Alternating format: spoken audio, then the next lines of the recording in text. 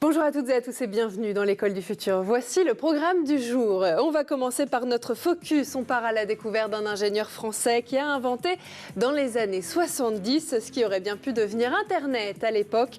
Il s'appelle Louis Pouzin et on découvre son portrait dans un instant. Et puis elle a une idée derrière la tech.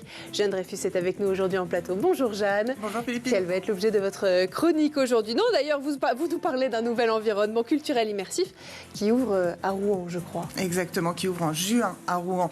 Et qui sera donc le premier lieu d'une série où on part à la rencontre de l'histoire à 360 degrés, petits et grands inclus. On découvre cette première cité immersive tout à l'heure.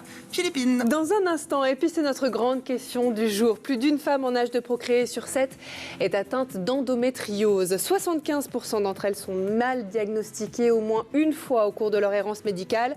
Une errance qui dure en moyenne 7 ans, rien que ça. C'est un retard de diagnostic qui implique aussi des examens multiples, pas forcément nécessaire, et un retard dans la prise en charge de l'infertilité souvent associée à cette maladie. Alors comment mieux prendre en charge l'endométriose, notamment grâce à la technologie?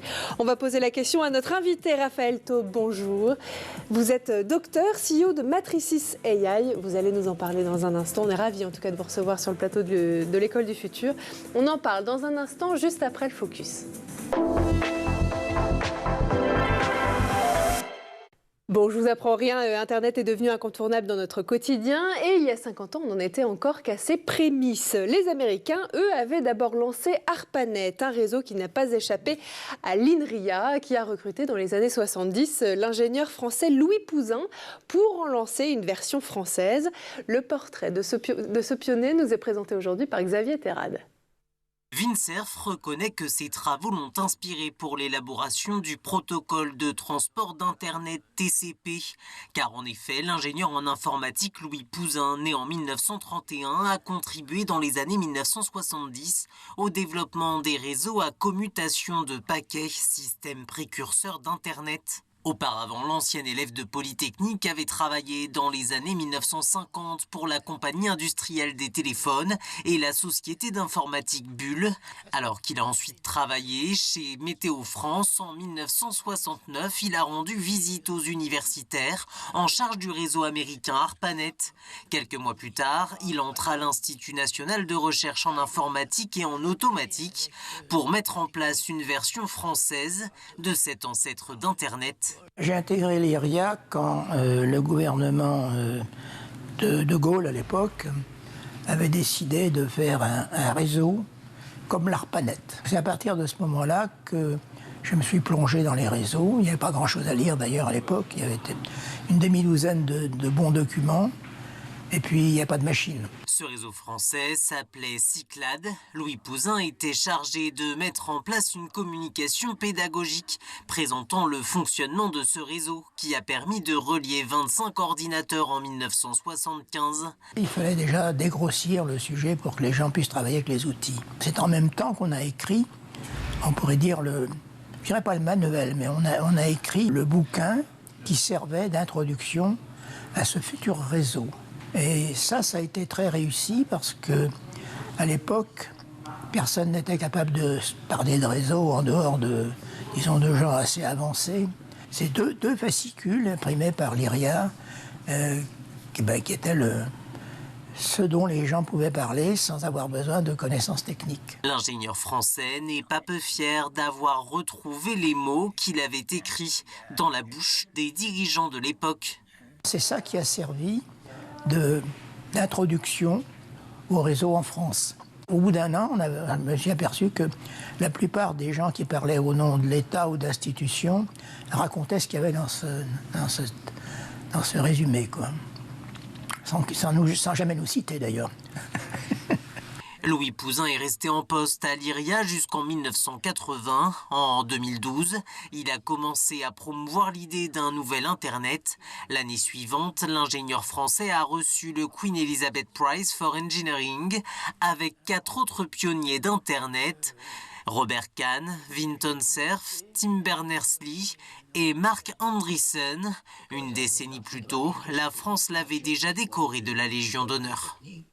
Elle veut mettre fin à l'errance médicale, optimiser aussi le parcours des patientes grâce à l'intelligence artificielle, avec un objectif, dépister l'endométriose et les autres pathologies du pelvis féminin.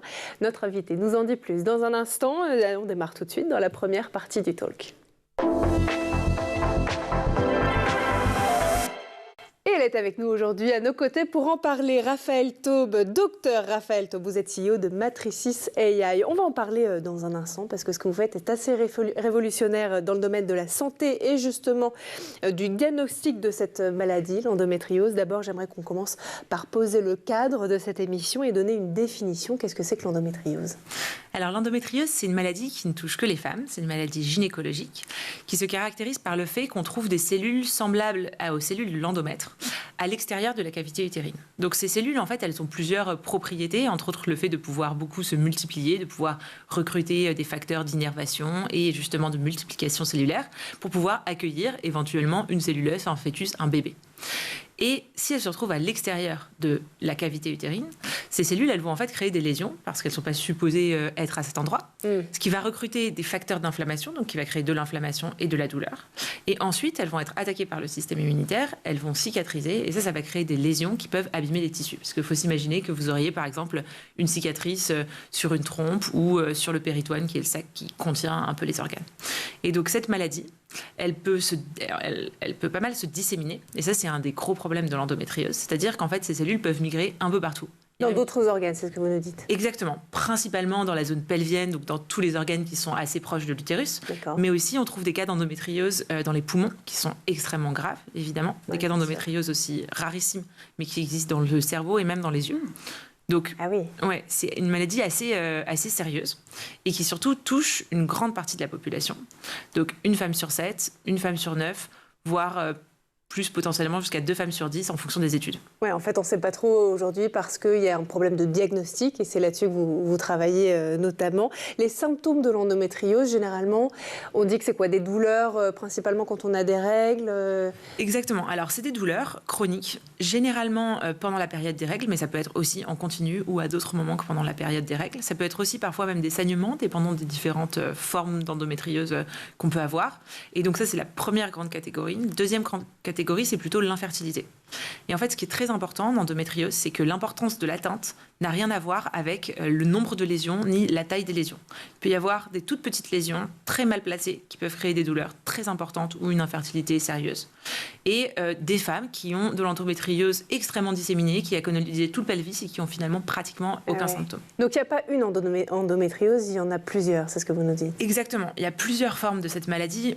Il y a aussi de l'adénomiose, qui est une maladie cousine de l'endométriose, qui est une des formes utérines. Donc, dans certains pays, on considère que l'adénomiose est une sous-catégorie d'endométriose. En France, on considère plutôt que c'est une maladie séparée. Mais en fait, les formes vont être vraiment très différentes, traitées de façon différente et vont avoir des conséquences différentes. Pourquoi l'endométriose, elle est souvent encore associée à une errance médicale et à des diagnostics qui sont parfois trop souvent erronés, selon vous ? Alors, en fait, c'est vraiment le cas pour la santé de la femme en général. Si on regarde sur 700 maladies qui peuvent toucher hommes comme femmes, donc un bon ensemble des maladies qui touchent un être humain, en fait. En moyenne, une femme est diagnostiquée 4 ans après un homme. Donc, l'inégalité d'accès aux soins, oui, je vous vois réagir, mais oui, c'est assez massif. Et donc, l'endométriose, ça a des graves conséquences, en particulier pour la gestion de la douleur, la gestion de l'infertilité. Imaginez sur les pathologies cardiaques, par exemple. Bien sûr. Évidemment, les conséquences plutôt d'ordre létal. Et donc ça, déjà, c'est un fait pour la santé des femmes vraiment massif. Alors, quand on parle ensuite de pathologie gynécologique, l'impact est en général encore pire.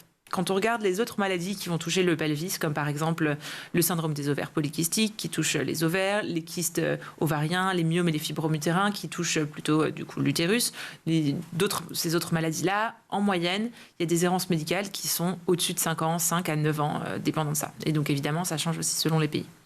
Et ça, c'est vraiment très multifactoriel en fait. C'est un peu comme si tout le parcours patient avait des problèmes. Il y a des problèmes au niveau des patientes elles-mêmes, qui est que, en fait, soit elles-mêmes, soit leur entourage va nier les symptômes ou contester le fait que ces symptômes sont des symptômes. C'est-à-dire que vous allez avoir mal, mais on va vous dire c'est tout à fait normal. C'est normal. C'est parce que vous êtes une femme, c'est inhérent à votre condition. Ou alors d'autres personnes vont vous dire j'ai déjà eu ça, ça ne veut rien dire. Donc à partir de là, forcément, c'est difficile d'aller consulter un médecin si ce que vous ressentez, vous considérez que c'est la norme. Ensuite, il y a un problème d'accès aux soins spécialisés, parce qu'il y a évidemment, surtout sur ces maladies qui ne sont encore pas extrêmement bien connues, la nécessité d'aller voir des spécialistes. Il y a aussi, pendant toute une période, je trouve que c'est quelque chose qui s'améliore beaucoup, mais il y a eu une forme de mépris du corps médical sur ces pathologies gynécologiques. Parce que c'était tabou ?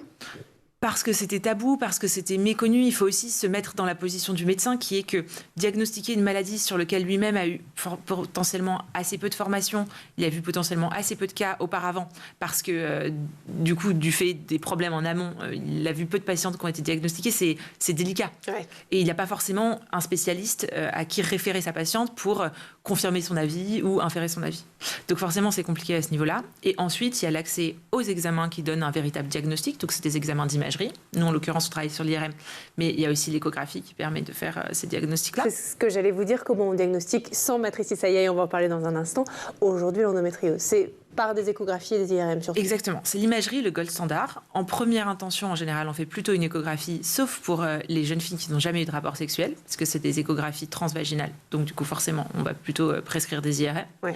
On peut aussi parfois faire des échographies sur le ventre, mais c'est globalement beaucoup moins fiable comme examen. D'accord. Et sinon, l'IRM. Il y a aussi, dans d'autres pays, et c'était le cas de la France il y a une vingtaine d'années, il y a aussi encore beaucoup de chirurgie diagnostique. Ce qui est globalement un non-sens total de diagnostiquer sur une chirurgie. On ouvre pour voir ce qu'il y a. Globalement, c'est ça l'idée. Ça ne se fait plus du tout en France, mais par exemple, c'est assez fréquent encore aux États-Unis. Donc, c'est fou. Oui, c'est fou. Non, mais c'est... Enfin, pardon, ça me surprend, mais ouais. En fait, c'est fou parce que donc le diagnostic, il faut s'imaginer, et moi-même je suis pas médecin de formation, donc c'est pas mon instinct naturel, mais il faut s'imaginer que c'est une forme de continuum en fait. On peut avoir toujours un diagnostic avec plus de certitude. C'est-à-dire que si vous faites une échographie, vous faites une IRM ensuite, vous faites une chirurgie diagnostique ensuite, vous faites de l'histopathologie sur les lésions qui ont été prélevées, vous allez avoir une certitude très forte du fait que vous êtes atteinte ou non par cette maladie. Sauf que ce n'est pas forcément nécessaire d'aller à ce niveau-là de certitude, surtout quand on parle d'examens assez invasifs comme une chirurgie. Et donc il y a un rapport bénéfice-risque. Je vous propose d'en parler, de continuer à en parler dans un instant parce que c'est passionnant. On va parler aussi de ce que vous faites, de l'algorithme d'intelligence artificielle que vous avez développé chez Matrices AI pour justement combler tous ces sujets liés à la santé des femmes. D'abord, on fait un petit tour du côté de la planète tech. Images et vidéos, c'est le Zap et c'est l'œil de Jean Martineau.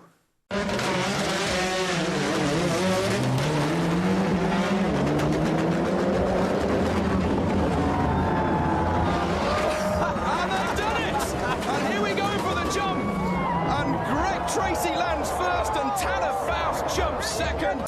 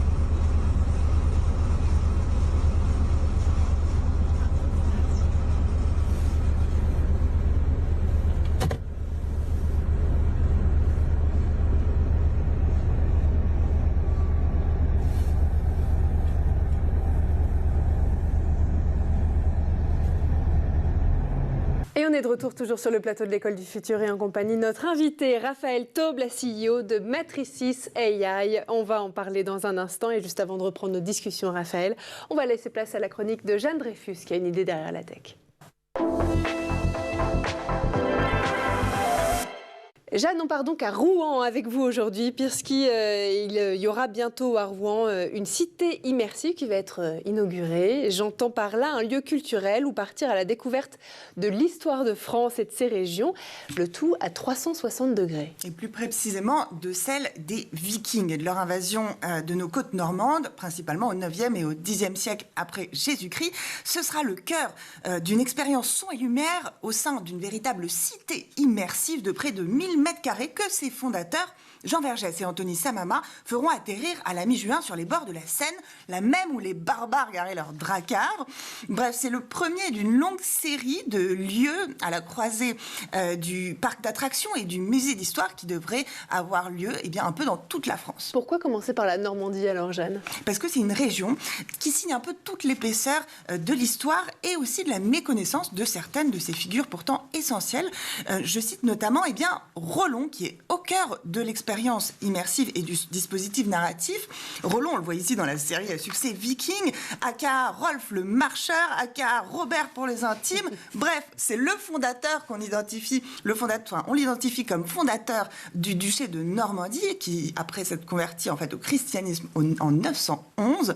Et sachez évidemment que la Normandie doit son nom aux Vikings, puisque évidemment ces Vikings étaient venus du Nord, et donc on parlait de Nordman et donc de Normand. Comment ce récit on en apprend tous les jours avec vous, Jeanne. Comment ce récit nous parvient alors de façon immersive ? Alors à travers un parcours qui va mêler des écrans haute définition, des miroirs diffractants, de la fumée, des odeurs, des artefacts provenant d'une collection d'objets vikings que l'équipe a glané, le tout ponctué par des jeux. Imaginons une maillotche de fête foraine où en tapant avec une masse viking, le visiteur pourra comparer sa force avec celle de Thor ou de Odin, un jeu de basketball pour récolter la gabelle, cet impôt sur le sel dont les Normands devaient s'acquitter. Bref, une histoire revécue à la première personne, en s'amusant et en étant enrichi. C'est l'objectif principal de ce nouvel espace ? C'est en tout cas celui que se fixe le créateur de cette expérience, ce qui s'appelle Jean Vergès, et qui part d'un constat. On l'écoute. Les Français font part d'un intérêt très marqué pour l'histoire. 83% des Français estiment que l'histoire est importante dans leur vie. Et pourtant, 70% des Français se rendent au musée moins d'une fois par an. C'est qu'il y a encore une distance qui existe entre une partie du public et le musée. Et donc, il y a vraiment l'intérêt d'un modèle un peu alternatif pour divertir avec l'histoire tout en apprenant avec sérieux. Et les chiffres, en tout cas, ils vont dans le même sens. Une étude menée par une agence québécoise qui s'appelle Abo en 2023 montre que 71% des non-consommateurs d'expériences immersives déclarent être intéressés par ce type d'expérience. Une autre, que les musées qui se dotent d'expériences immersives verraient leur fréquentation augmenter de 24%. Tous les signaux sont donc au vert pour aller vers l'immersif et vers cette éducation. Mais oui, est-ce que c'est justement une tendance de fond dans le paysage culturel français ? Alors c'est un pari en tout cas que font un certain nombre d'institutions culturelles de plus en plus nombreuses dans le domaine.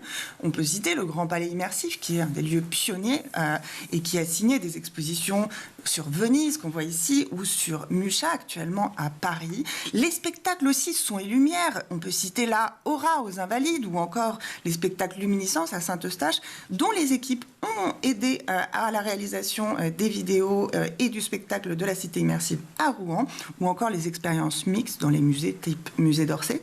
Bref, je laisse le mot en tout cas de la fin à Jean Vergès qui est un fervent admirateur de Benjamin Franklin qui le cite mieux que je ne pourrais le faire. On l'écoute donc. Tu me dis, j'oublie. Tu m'enseignes, je me souviens. Tu m'impliques, j'apprends. De Benjamin Franklin. Et il y a vraiment cette idée qu'il faut impliquer le visiteur émotionnellement, physiquement, ludiquement, et que c'est grâce à cet investissement personnel du visiteur que l'information peut être assimilée. Et c'était le mot de la fin. Merci beaucoup, en tout cas, Jeanne Dreyfus, pour cette chronique. Et puis, nous, on continue à échanger avec notre invité tout de suite dans la deuxième partie du talk. On continue de se pencher sur l'intelligence artificielle, notamment qui vient au secours des femmes qui souffrent d'endométriose. Entre autres, on continue d'en parler avec notre invité Raphaël Taube. Vous êtes la CEO de Matricis AI. Vous nous avez fait une super introduction de ce que c'est que cette maladie, l'endométriose, qui touche des milliers et des milliers de femmes en France. Vous avez décidé justement d'agir sur ce sujet du diagnostic dont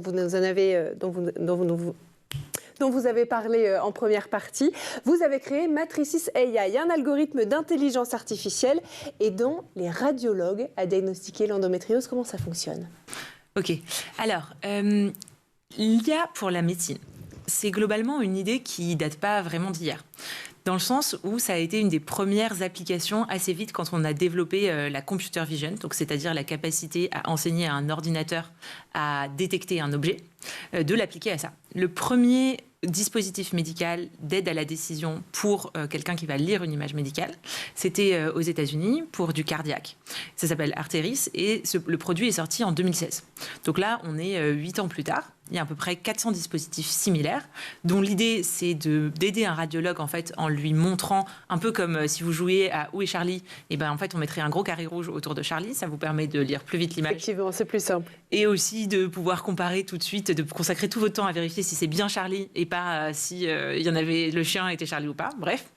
Donc, ça fonctionne comme ça. Et sur ces dispositifs, il y en a 400 à peu près qui ont été mis sur le marché depuis 2016. Il n'y en a aucun pour aucune des pathologies gynéco. Donc, tout ce que je vous ai cité au début, les maladies du pelvis, y compris donc l'endométriose, il n'y a pas de dispositif qui aide les radiologues à ça. Alors que c'est des systèmes qui sont finalement déjà très adoptés par les médecins. Aux États-Unis, encore un peu plus qu'en France, mais il y a un radiologue sur 3 qui en utilise quotidiennement pour, par exemple, de pathologies, des fractures, ce que vous voulez. Parfois, ça aide aussi à trier des patients pour se dire celui-ci, il faut vérifier plus vite s'il a un problème ou pas. Mais il n'y en a pas ni pour cette pathologie-là, ni pour toutes les autres de la gynécologie. Donc c'est justement ce que vous avez lancé. C'est une première en France ? Ah, c'est une première dans le monde. Première dans le monde, complètement. J'imagine que ça vient aussi avec beaucoup de responsabilités. Concrètement, comment ça marche ? Donc, c'est je suis radiologue, je reçois une femme qui est peut-être, on ne sait pas encore, atteinte d'endométriose. Et effectivement, il y a une sorte de marqueur qui lui montre où se trouvent les lésions. Exactement. Ouais. C'est vraiment, ça ressemble à ça. Vous êtes une patiente, vous passez à l'IRM, vous ne voyez aucune différence. Et le radiologue voit apparaître ces images sur sa console de visualisation telle qu'il en a l'habitude. Et on rajoute des carrés sur les zones suspectes.